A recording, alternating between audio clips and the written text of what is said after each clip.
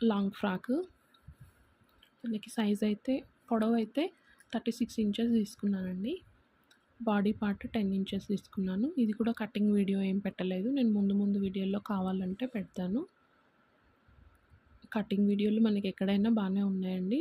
ఇట్లా పూర్తిగా స్టిచ్ చేసిన వీడియోలైతే ఫాస్ట్ ఫార్వర్డ్‌గానో అట్లా ఉంటున్నాయి గానీ, కంప్లీట్‌గా ఇలా చూపించిన వీడియోలు చాలా తక్కువగా ఉన్నాయి. అందుకే యూజ్ అవుతుందని చెప్పి నేను ఇట్లా క్లియర్‌గా కుట్టడం చూపిస్తున్నాను. చేతులైతే ఇది నేను ఫస్ట్ చేతులు కుడుతున్నానండి. 7 ఇంచెస్ పొడవు తీసుకున్నాను. వెడల్పు వచ్చేసి 20 ఇంచులు తీసుకున్నాను. ఫస్ట్ అయితే net cloth, satin cloth join చేసి కుచ్చులనేవి పెట్టుకుంటున్నాను.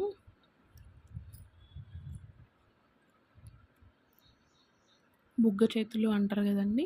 అలా అని పూర్తిగా బెల్ హ్యాండ్స్ లాగా ఏం కాదండి. నార్మల్‌గా ఇట్లా ఫ్రిల్స్ కనిపించేలాగా పెడుతున్నాను.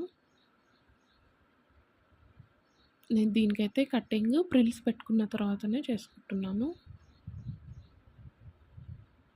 లైనింగ్ కూడా ఫస్ట్ జాయింట్ ఏం చేయలేదండి. ఫ్రిల్స్ పెట్టుకొని దీని కింద బార్డర్ జాయింట్ చేసిన తర్వాత, ఆ తర్వాత లైనింగ్ ఏస్తున్నా అండి.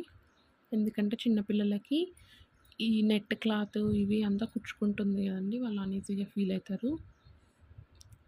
ఇదంతా కుట్టడం పూర్తయిన తర్వాత లైనింగ్ అనేది వేస్తే మనకి బార్డర్ వేసిన దగ్గర ఈ స్టిచెస్ అనేవి ఏం చేతికి గుచ్చుకోకుండా నీట్‌గా ఉంటుందన్నమాట.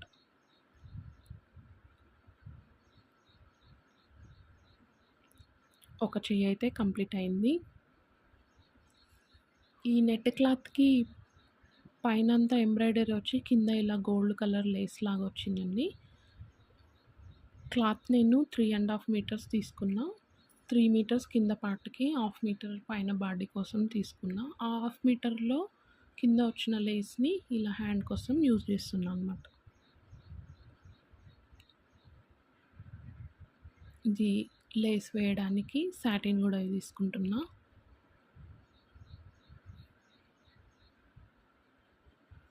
ఈ లేస్ అయితే 2 ఇంచెస్ రావాలండి. కాకపోతే నేను సాటిన్ కొంచెం ఎక్స్ట్రానే కట్ చేసుకున్నా.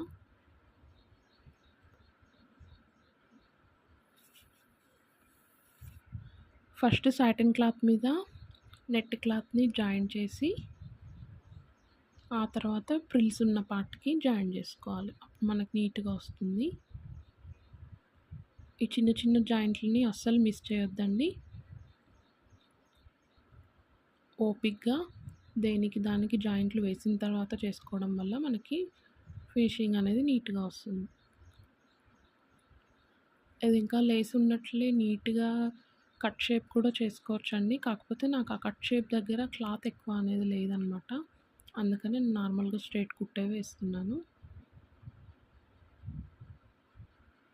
ఇట్లా వేసేయాలనమాట.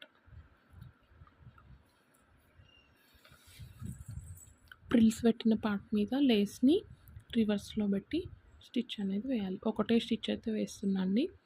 లైనింగ్ వేసిన తర్వాత మనకి ఎట్లాగో డబల్ స్టిచ్ అనేది పడుతుంది కాబట్టి, ఇక్కడ ఒకటేసారి జాయింట్ అనేది చేసి వదిలిపెట్టాను.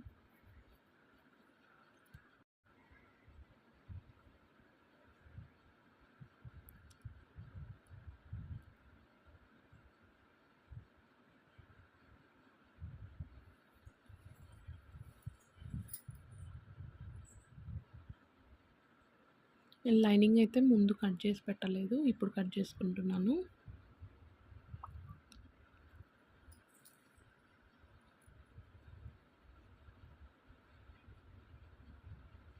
లైనింగ్ 2 మీటర్స్ తీసుకున్నాను.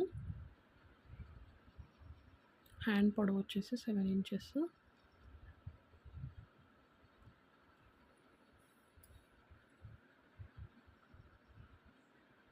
రఫ్‌గా ఒకసారి మార్కింగ్ అయితే తీసుకొని, తర్వాత మళ్ళీ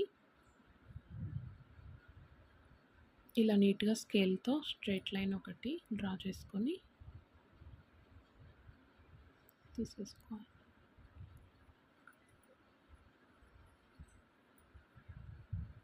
నేను ఫ్రాక్ కట్ చేసినప్పుడైతే హ్యాండ్స్ ఏవి అనేది డిసైడ్ అవ్వలేదండి. అందుకని లైనింగ్ అన్నీ ఏం కట్ చేయలేదు. తనకి చాలా ఫ్రాక్స్ ఉన్నాయి. లేని డిజైన్ ట్రై చేద్దామని. ఈ హ్యాండ్స్ అయితే ఎప్పుడు ట్రై చేయలేదు. ఈ మోడల్ పెడదామని అప్పటికప్పుడు కట్ చేసుకొని కుట్టడమైంది. అందుకని లైనింగ్ ముందుగా కట్ చేసుకోలేదనమాట.